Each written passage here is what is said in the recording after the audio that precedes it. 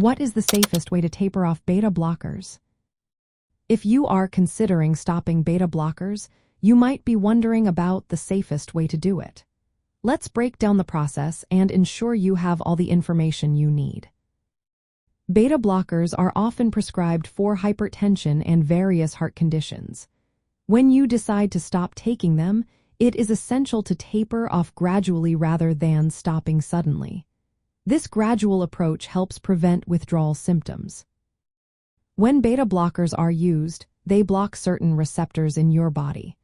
Over time, your body may increase the number of these receptors. If you stop taking the medication abruptly, these receptors can become overly sensitive to adrenaline. This can lead to rebound hypertension, rapid heart rate, chest pain, or even irregular heartbeats. For long-acting beta blockers, such as atenolol or bisoprolol, a common method is to cut the dose in half for about a week.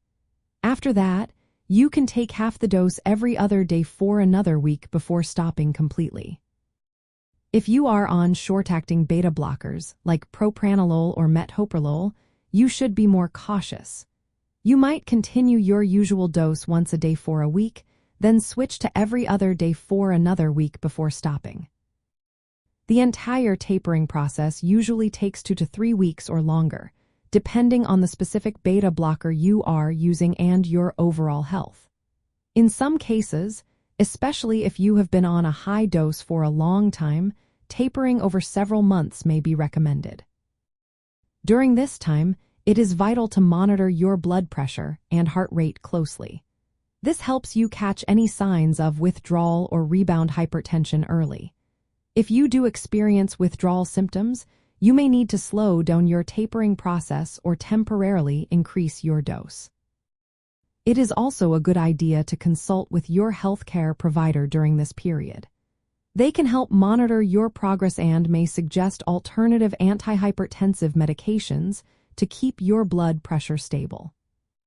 Switching from a short-acting beta blocker to a long-acting one before tapering can also help reduce the risk of withdrawal symptoms.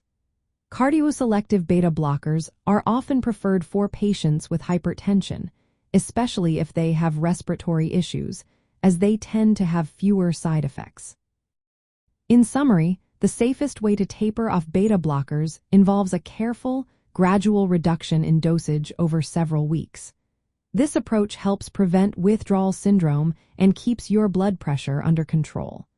Always consult with your healthcare provider to tailor the tapering process to your specific needs.